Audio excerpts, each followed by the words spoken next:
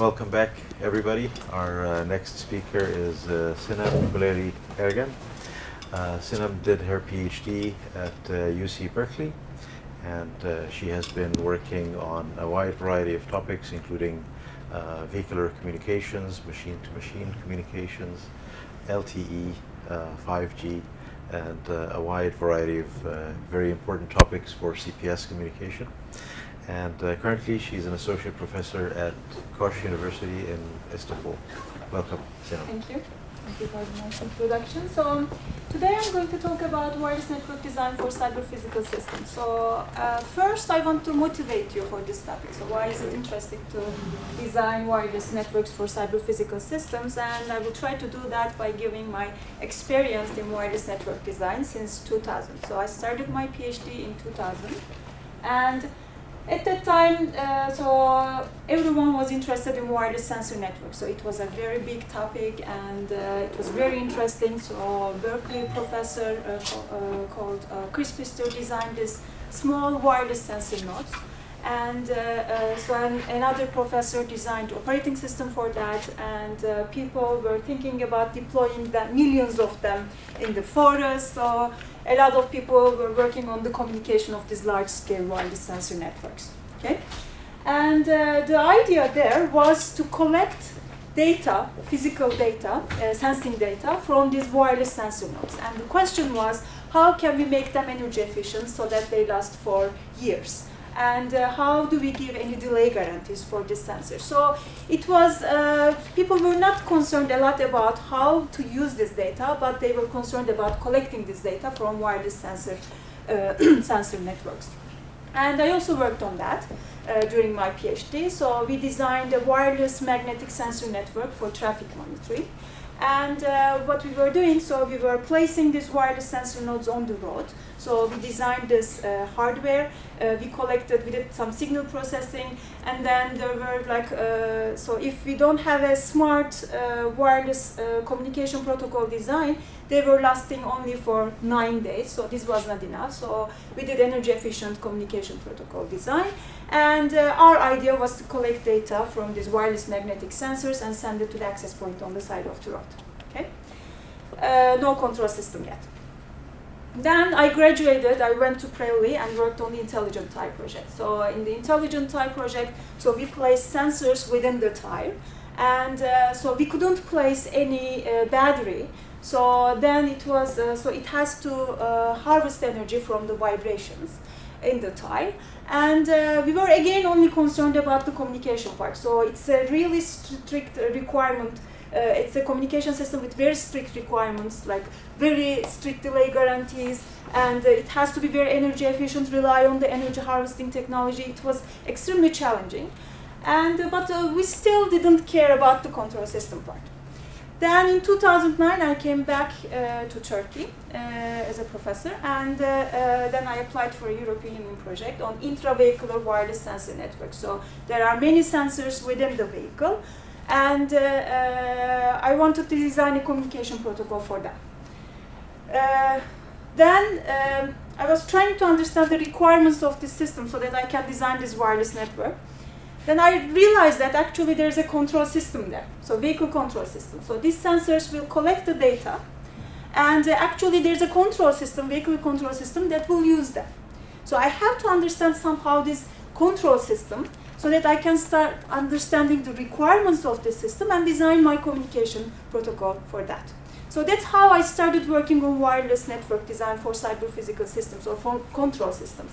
So basically, if you're going to use this information collected from wireless sensor network in the real-time control, then you have to understand both systems and design your network accordingly. So that was my motivation, and that's how I started with this application and the design of wireless network for control systems. And also this 5G basically will be all about machine-to-machine communication. So we will have many machines connected to internet. And in 6G, I envision that, so this data collected from the machines will be used in the control systems. Then people will care more about the design of wireless networks, these 6G networks for control systems. I think so this is the trend we will see in the near future. So basically, so we had a recent survey paper on wireless network design for control systems. So this talk is going to be like an overview of that paper, and you can get more information by reading that paper. So what's the idea for wireless network design for cyber-physical systems? So we have wireless network that collect the data, and then a control system, okay? So we basically specified the variables that affect both systems. So what are them? So sampling period. So sampling period determines how you sample the control system, okay? Then message delay. So if you send a message from a control system component, then what's the delay that it reaches the destination? Then message dropout. Basically, a wireless network determines the probabilistic distribution of these variables. So sampling period, message delay, message dropout. Then control system has to take into account this distribution in the design and put some constraints on these variables. So we have to understand what these variables are, how they are affected from wireless network design and control system, and design our wireless network accordingly. So that's the topic of this talk. Okay, so let's start with some general definition of cyber-physical systems. So I get this from cyberphysicalsystems.org. So cyber-physical systems are basically control systems, possibly with human in the loop, that are networked, adaptive and predictive, intelligent, real-time, and possibly with wireless sensing and actuation. And they require improved design tools that enable design methodology and cybersecurity. So a more specific definition. So in a cyber-physical system, we integrate control, networking, and physical processes through the use of sensors, controllers, and actuators. So sensors and actuators basically interact with the physical world. So we collect data from the physical world with the sensors. Then they send it to the cyberspace. Then with the controllers, we take we make some decisions and take some actions and send the results, these actions, to the actuators. So I've been thinking a lot about the relation of cyber-physical system to wireless network, Internet of Things, IoT, M2M, so all these words around. So I've been curious about their differences. So actually I got interested in that one while writing a project. So because I was talking about cyber-physical system, people were asking me, okay, how is it related to IoT? Okay, how is it different from M2M? I was like, all these words, so they're so confusing, so how are they related to each other? I checked all these definitions in the internet, and they look a lot like each other, so it's very hard to distinguish them. But then I came up with this graph, so to illustrate the differences. So it all started with wireless sensor network. So as I talked to you about in 2000, so wireless sensor network. So we placed the sensors to collect the data. It was about monitoring.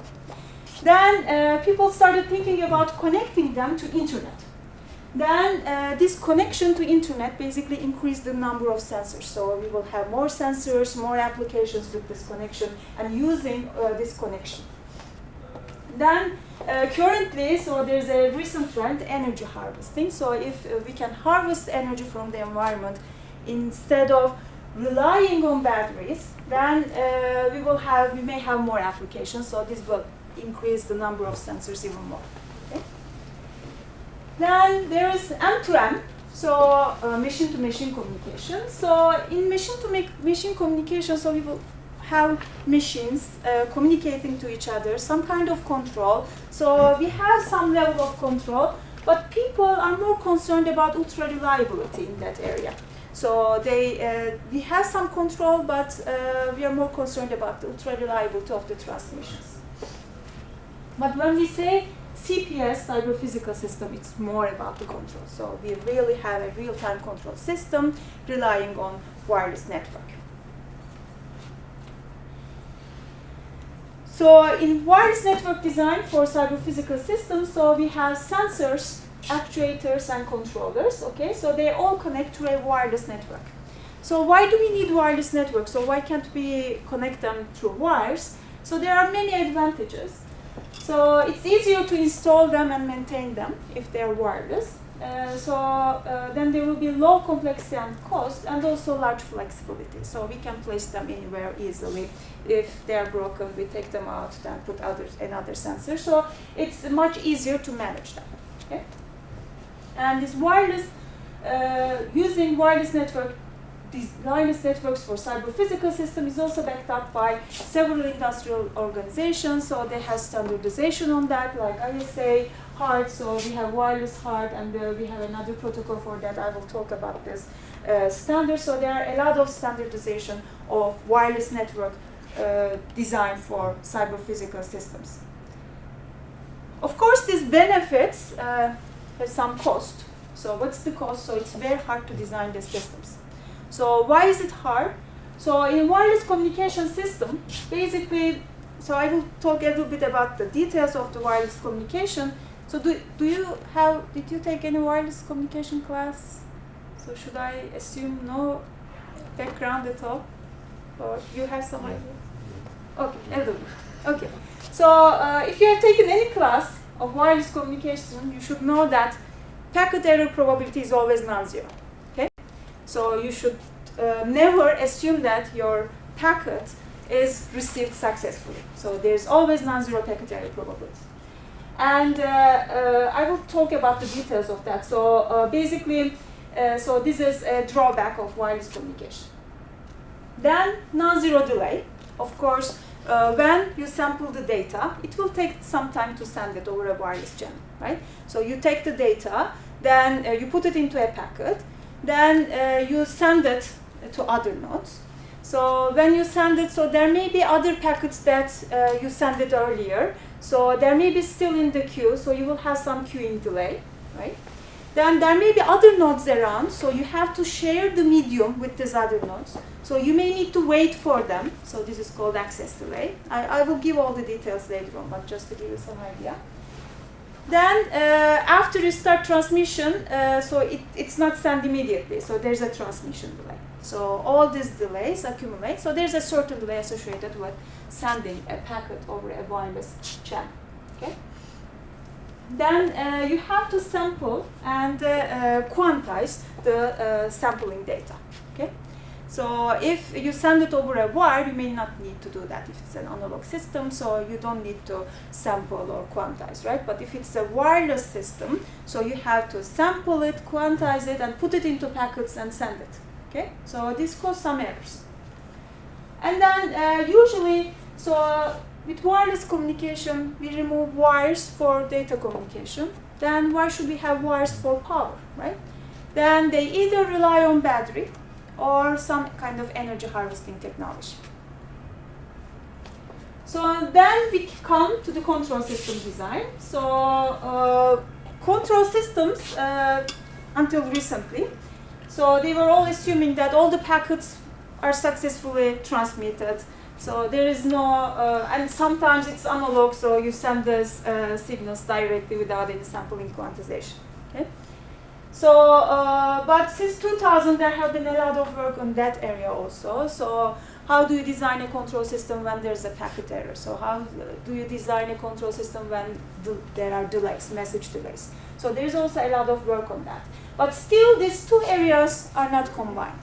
So, control system people so assume some kind of packet errors or delays and design their control system accordingly. Or wireless network people, so they say that, okay, control system have real stringent requirements, so I have to give some kind of delay guarantee. But still they are not, these two areas, the people, they are not interacting much with each other. So understanding the requirements of each other or jointly designing these two systems. So what's the trade-off here?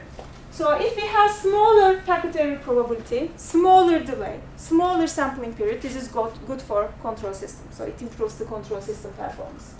But to achieve smaller packet error probability, smaller delay, smaller sampling period, so we have to consume more energy in the communication system. So there's a trade-off, and the question is, how do we design them together?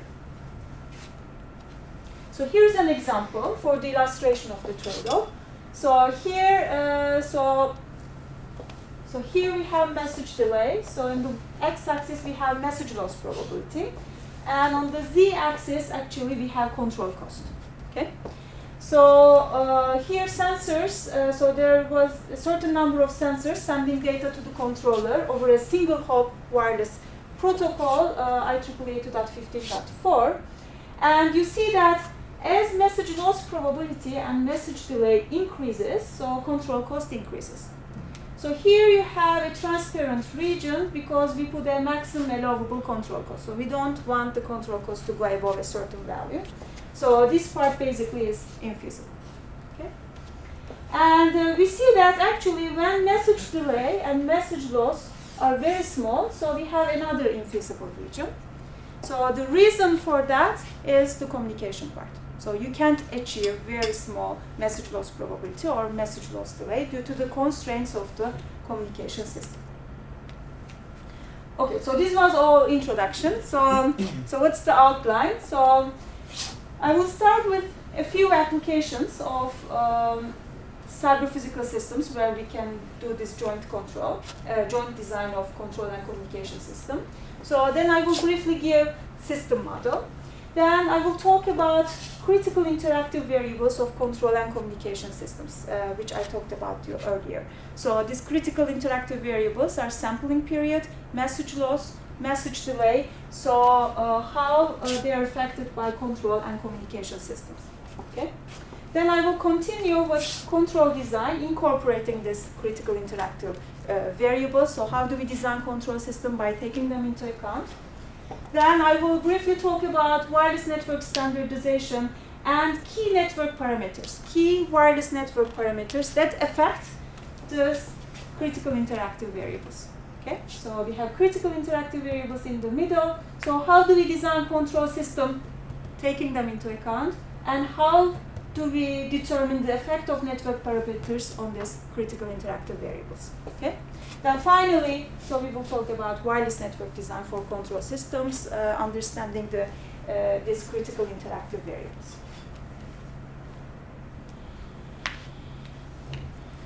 So let's look at a few applications. Actually, this is an application that I'm working on. Intravehicular wireless network. So currently, an average car has 40 kilogram of wiring harnesses and 4 kilometers of wires. Okay? So this is for connection of, so there are sensors, ECUs, electronic control units, and actuators, so they're all connected through wires. And so if we can eliminate these wires by using wireless communication and energy harvesting, so if we can eliminate both data wires and power wires, actually we can improve manufacturing and maintenance process of vehicles. So it will be, if we don't have any wires, so it will be very easy to produce cars. Okay, so we will decrease the cost of manufacturing. And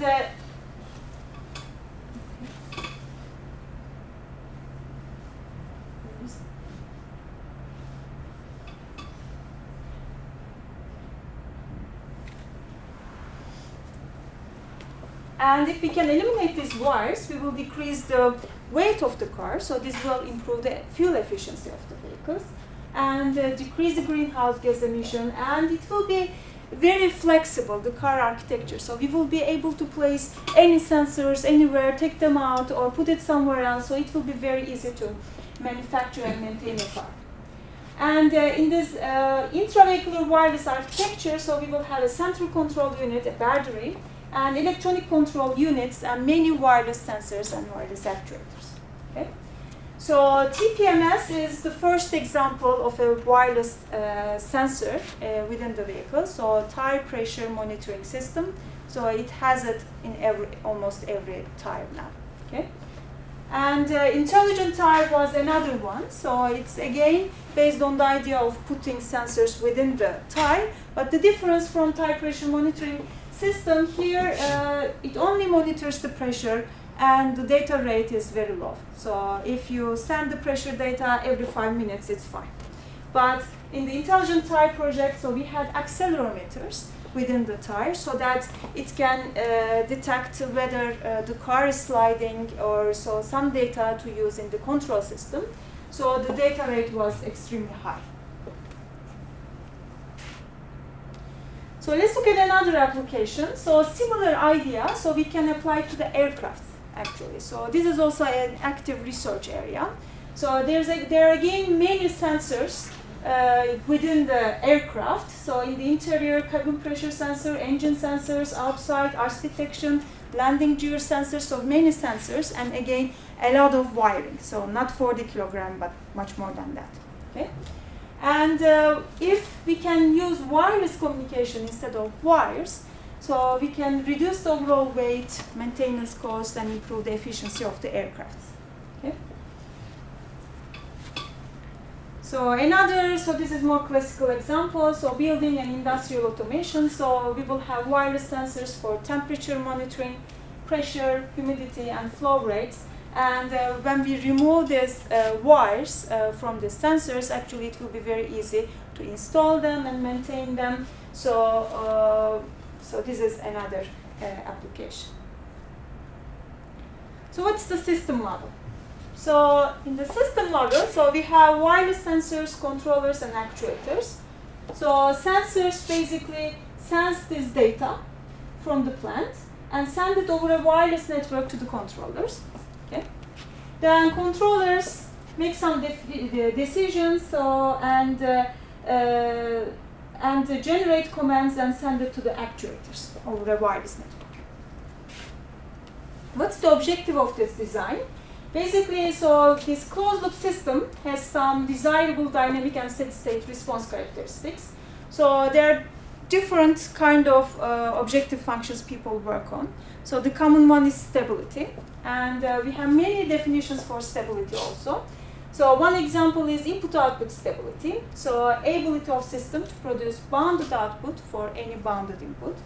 So, and then internal stability is another one. So system ability to return to equilibrium after a perturbation. Then some people also use control cost. So this is the this measures the performance of the control system, and it's again quantified as a function of plant state and control inputs.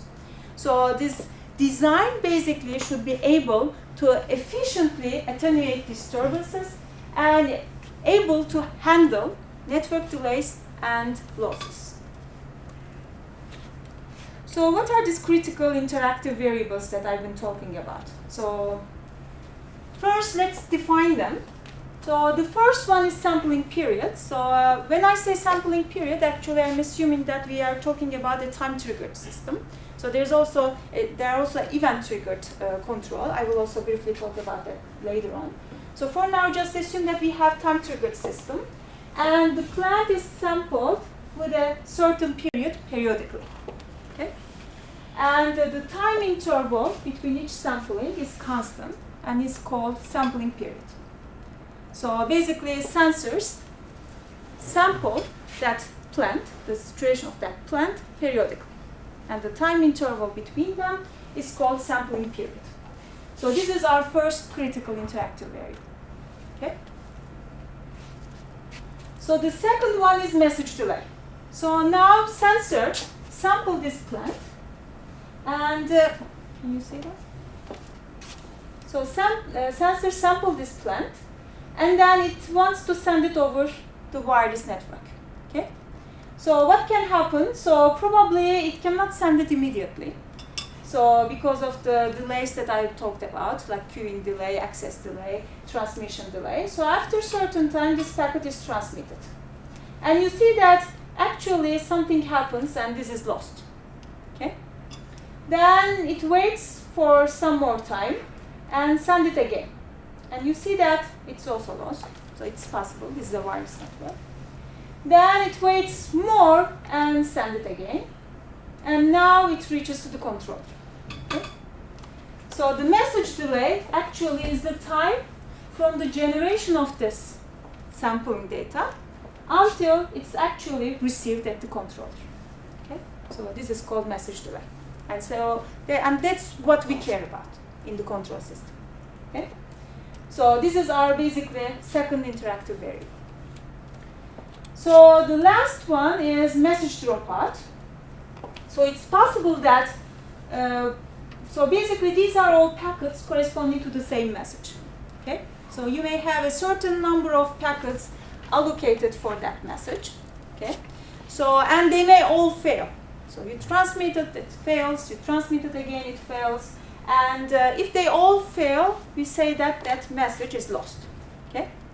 So it's also possible that due to control system characteristics, so after certain time, that control system may not be interested in that message anymore. Then if you send it after a certain delay, so we can again consider it as lost. Then if that message is lost, so we look at the rate, and so message dropout rate is our third interactive variable. Okay.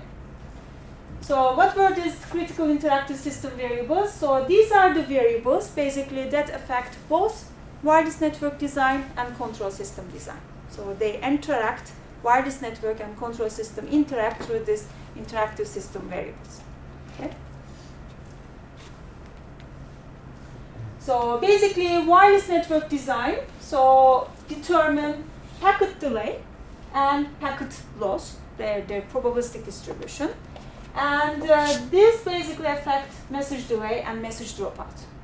So communication system design basically determine their probabilistic distribution. Okay.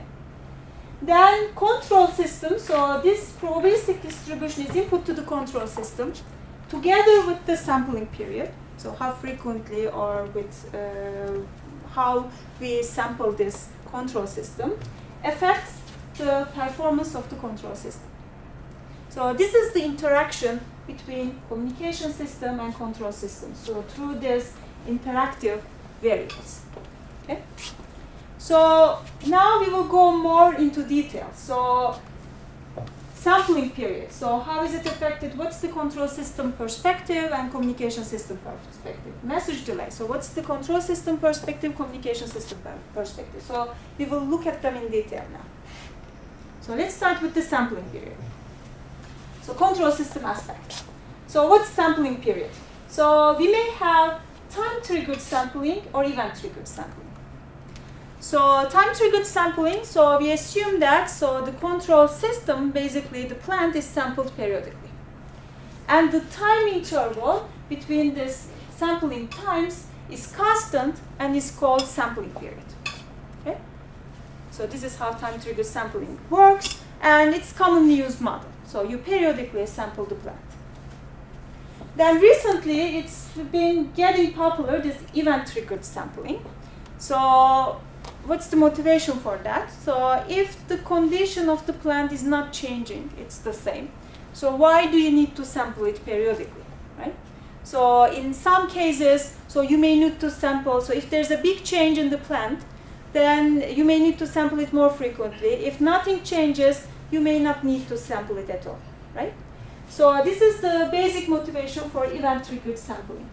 So in the event-triggered sampling, so they say that if there is any change in the plant, or if the stability or a pre-specified control performance are about to be lost, then you sample. Otherwise, you don't need to sample. Okay? So this is called event-triggered control. Okay?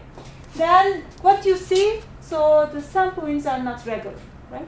Sometimes you sample it more, sometimes you don't sample it at all. So the period, the sampling period, changes according to the state of the plant. Okay? Actually, this is the basic idea of the event-triggered control. So you sample it only when you need it.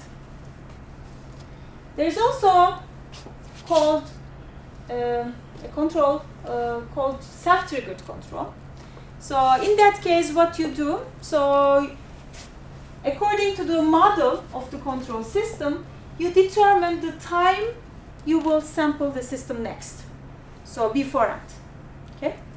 Then you wait until that time and you sample it. Okay? So in event-triggered control, you keep looking at the input signal, and only if there are big changes, you sample it. In self-triggered control, you determine when you will sample next beforehand, and in between you don't need to check what's going on in the system. So we will see the advantages and disadvantages of this too. Okay? So basically the basic drawback of event-triggered control is that you never know when that sensor is going to send the data, because it all depends on the input signal. that the sensor is measuring, like this. And then when you don't know when it's going to sample the data, it's hard to schedule it in the wireless network. Okay? But in self-triggered control, actually each sensor knows when to sample next. Okay? Then it may be easier to schedule it in the wireless network protocol design.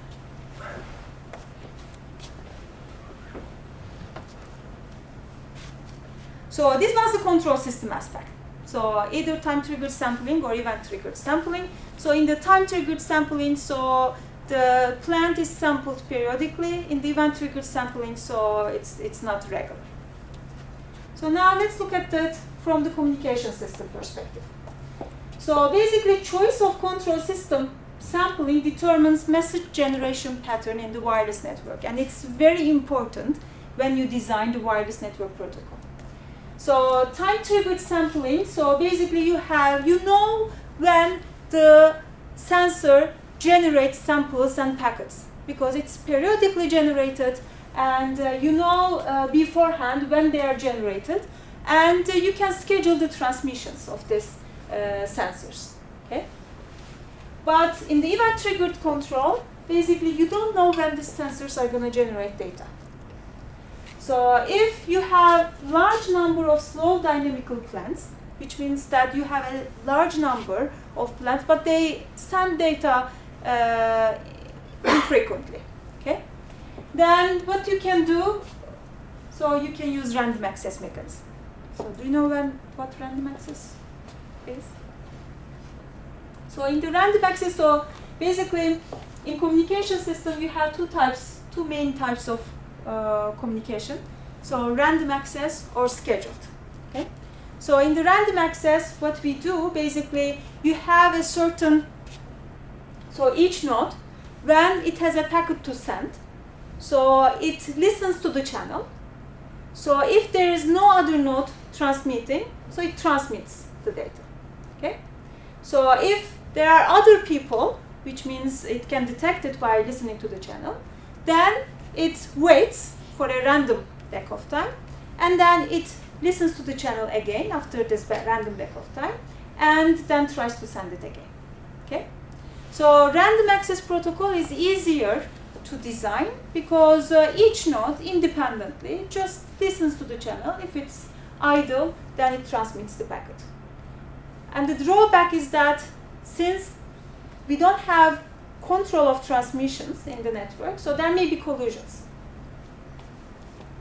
So if you have a lot of people trying to access the network with a random access protocol, there will be a lot of collisions. But if they transmit once in a while, then they can transmit it. So if I have only one node with a random access protocol, so I will be very happy, right? So I will listen to the channel, it's idle, I transmit. If there are two nodes, then sometimes when I try to transmit, then the other node may listen to the channel, and it may be busy, but the probability is low. So most of the time, we will transmit. But if there are 100 nodes trying to access the channel with a random access protocol, there will be a lot of collisions. So if we don't hear each other well, okay? So scheduled access, so what happens, basically, we schedule the transmission of all the nodes. So each node knows when to transmit the data. So they have allocated time slots, okay? And so they transmit when they are allocated in their allocated time slots. But so there is no collision because these allocated time slots guarantee that they transmit without any collision. But the problem is that how do we allocate these time slots? So this has some overhead. So that's the drawback. Okay. So if we have a large number of slow dynamical systems, so if we have a large number of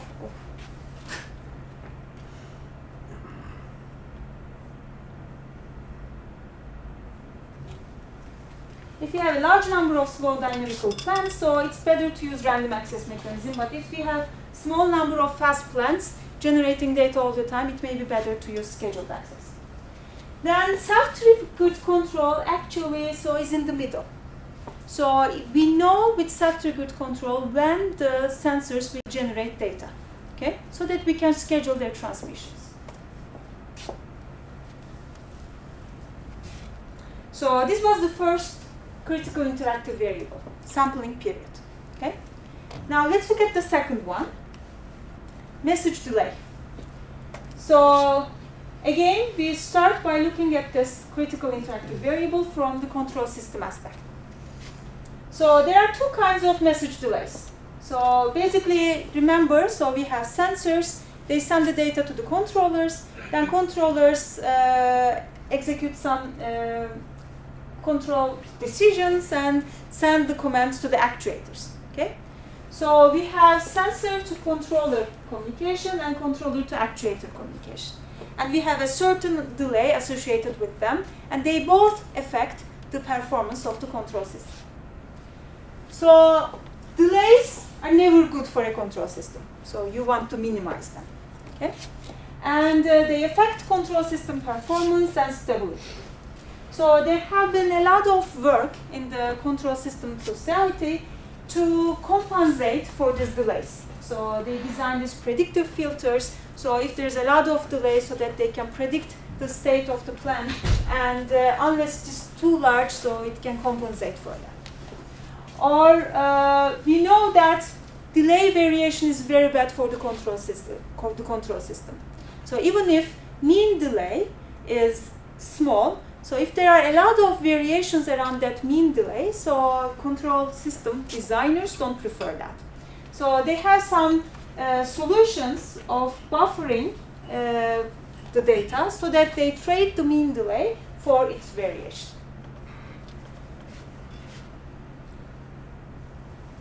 So now let's look at it from communication system aspect.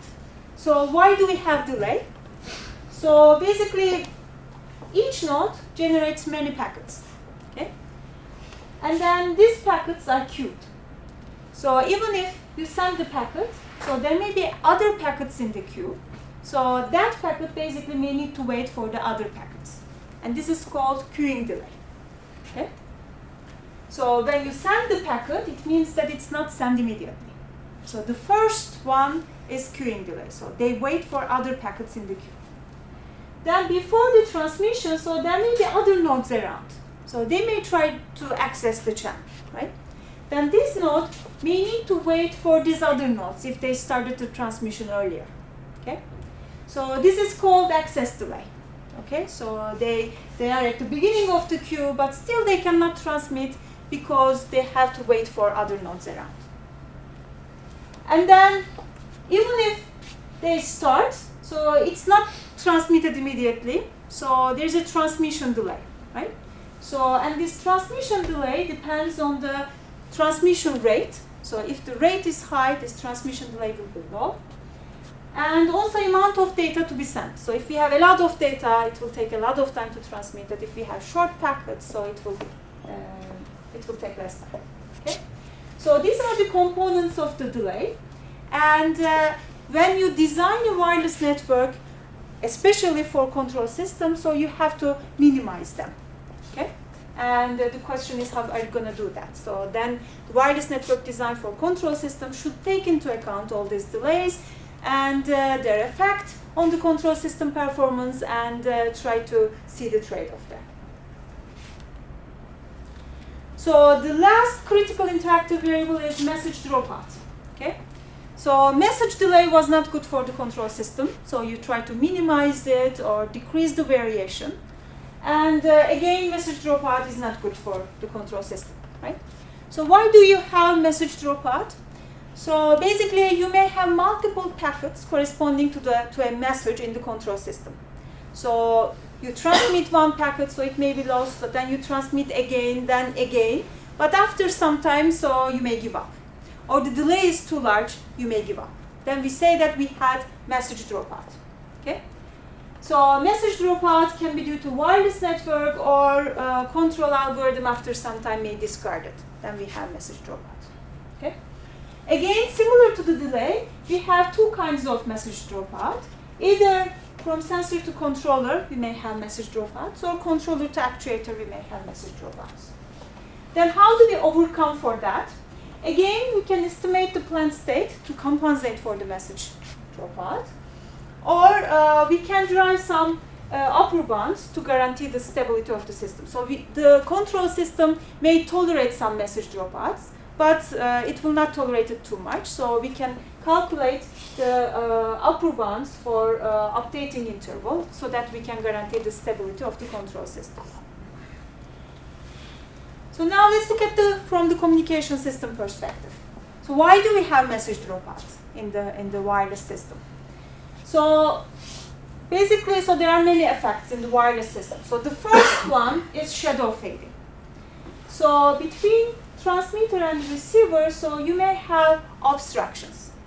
And this obstruction may not be there at the beginning, but suddenly a person comes in between and there's an obstruction.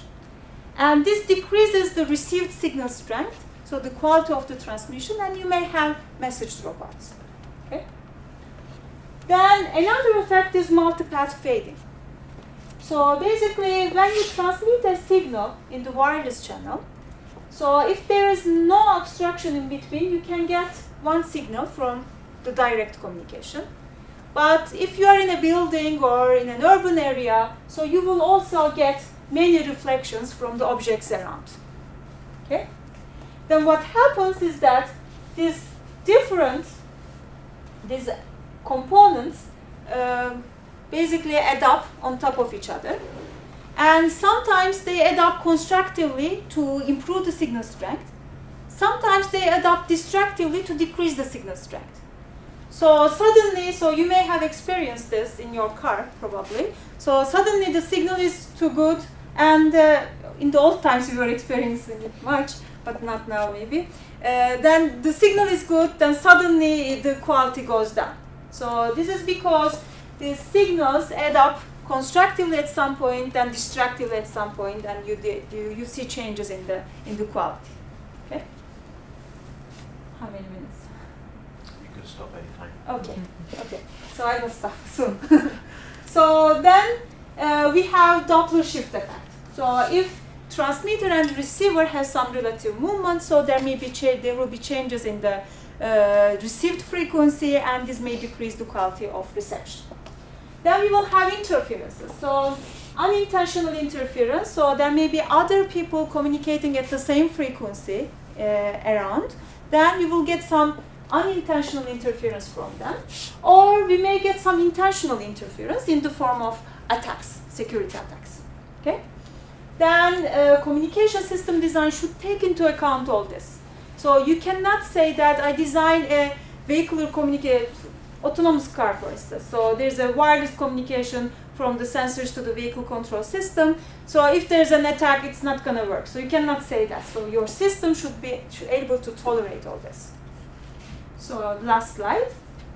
So then we have network energy consumption. So we said that higher sampling rate, lower message delay, lower message dropout, so they all result in a better communication system performance. But when we look at the better control system performance. But when we look at the communication system part, higher sampling rate means that you generate more packets. And when you generate more packets, so there may be more collisions in the network, so it may be harder to schedule them, and it will always result in higher energy consumption in the communication system. Then lower message delay. Also achieving that has some cost in the communication system. So to achieve lower message delay, you have to transmit at a higher data rate, or you should have some better data encoding, decoding capability. And this again comes at the cost of higher energy consumption. Then lower message dropout is good for control system, but again it has some cost in the communication system. So for lower message dropout, so you need higher transmit power to combat this fading that I talked about, multipath fading and also shadow fading, and also interference. And higher transmit power again result in higher energy consumption. So there's a trade-off here. So with these values, I achieve better control system performance, but it's harder to design the communication system corresponding to them, and which result in higher energy consumption. So in the other parts, basically, we will look at the design of the control system and communication system for this interactive, critical interactive variables. So what's the effect of them? Okay, so that's it for today.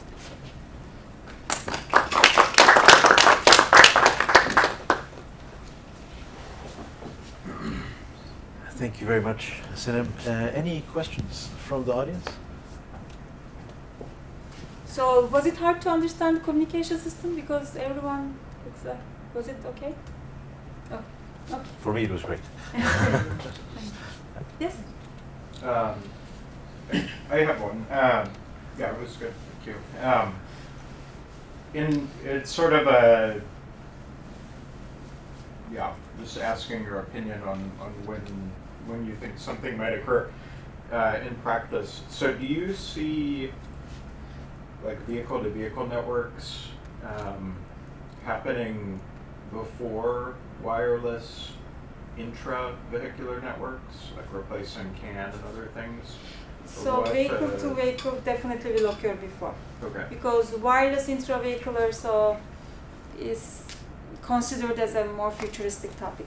Because it's closely related to the control system, and it's very hard to convince car companies saying that this wireless communication system will really work, even if there's an attack or even if there's an interference. So it's very hard to convince them.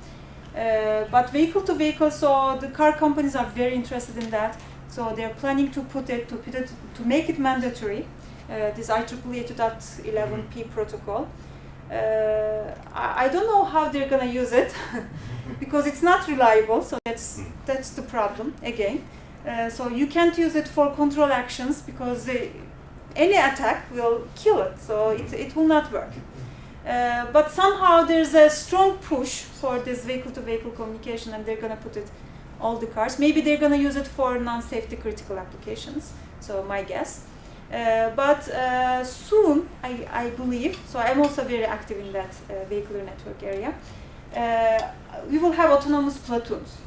So then we have to use wireless communication for safety critical application because so we have to keep a certain distance between them. And there I'm working actively on heterogeneous networks. So how can we use multiple technologies so to complement each other? If one technology doesn't work, so we should use the others. For instance, so they make it mandatory IEEE 8.11p, but we can use this LTE.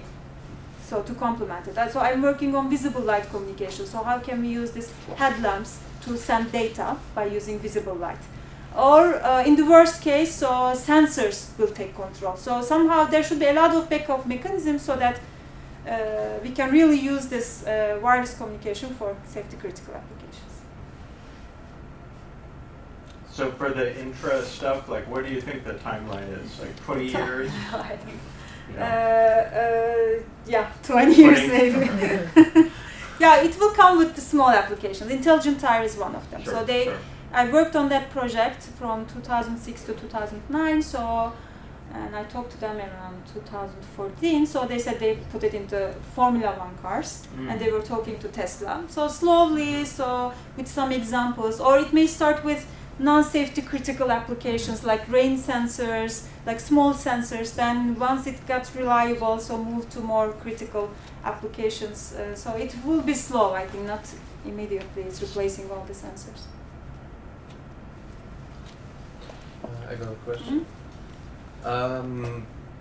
In your system model, to what degree do you take computational aspects into account, such as the hardware, maybe the algorithms are implemented on the multi-core systems with other IPs, so SOCs? So we care a lot about the runtime of the protocol. So we always try to design polynomial time algorithms. And usually the problems are really big and very hard. So we formulate the optimization problem, then design polynomial time algorithms and compare its performance to the optimal. So it shouldn't go too below the, I mean, it's always worse, then we analyze how worse is it. So we try to keep it close to the optimal. So when determining the sampling period, you rely on the worst case execution time model, more or less? Yes, yes. I have a question. How do you reconfigure your network when a change happens in your system? I mean, when a device needs to send the data through a network, and it means the data did not match with the control aspect. How do you reconfigure the communication of your? You mean we have a certain sampling period, but the control system performance Exactly, did not match with it. did- Yeah. Okay, then you have to learn the system and update it, I guess. Yes. Mhm. How do How do you? you do and that? what is the complexity that this will take, for example? So this is more on the control system side, so you have to somehow detect it, and so it depends on the system, I guess. So there's not one solution to this question, right? So it Okay. depends on the application, on the control system. So it should have some kind of adaptive mechanism to learn. No? No, not exactly. No. So you are saying that, so for instance, the Absolutely. delay is too Yeah. large. So then how does it react, the React control exactly. system? Yes. So somehow control, yeah, I usually assume that I know the control system model, and so it gives me some message delay requirements, and I design the system accordingly. So if it's not, it's not correct, then your control system may be unstable, and yeah, somehow, yeah, there should be a learning mechanism. So that's my answer, so to detect it and correct it. So today the period is fixed in the current design approach. The period is fixed. So sampling period is fixed, Sampling right? period is Yes. fixed. Mhm. So you're thinking of something beyond the current approach, Mhm. and that sounds like an interesting research Mhm. question going forward. So in control system papers, usually, yeah, sampling period is fixed. So they try to determine. So I will also talk about this. So the delay, maximum delay that the system can tolerate, and maximum update interval. So MAT, MAT. So I will Just talk about. for control system that are designed with a time event model, but Mhm. for event-driven model, I don't think that the period is fixed. Yeah, period is not fixed. Yeah. Any other questions? Okay, so we have, after this talk, we have lunch, so that will be a good opportunity for any follow-up questions. Thank you very much, Sinem. Thank you. Thank you.